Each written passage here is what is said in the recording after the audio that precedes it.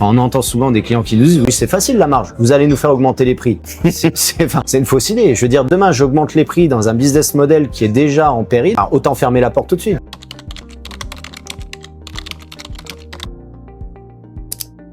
Clairement.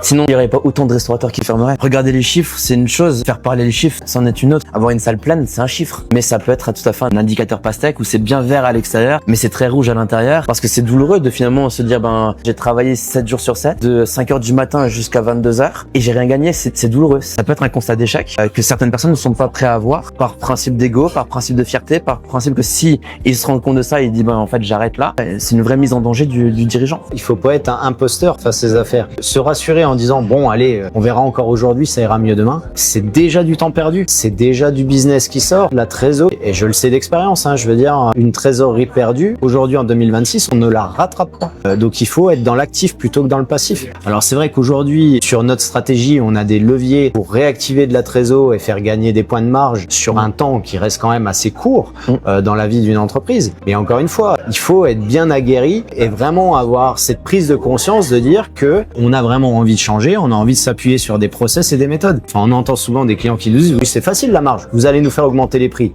C'est une fausse idée. Je veux dire, demain, j'augmente les prix dans un business model qui est déjà en péril, alors autant fermer la porte tout de suite. Je veux dire, je serais pas un bon conseiller que de dire ça. Je veux dire, ça serait vraiment une futilité. On va plutôt appliquer d'autres méthodes de calcul, prendre les problèmes de fond, les traiter. Et là, ça va commencer à donner de la réactivité, une aisance, une facilité, puis surtout le fait de pouvoir respirer. Je pense que quand le dirigeant respire, tout va bien, quoi. C'est simple, le dirigeant, c'est la tête de l'entreprise. Si la tête va mal, le corps va mal.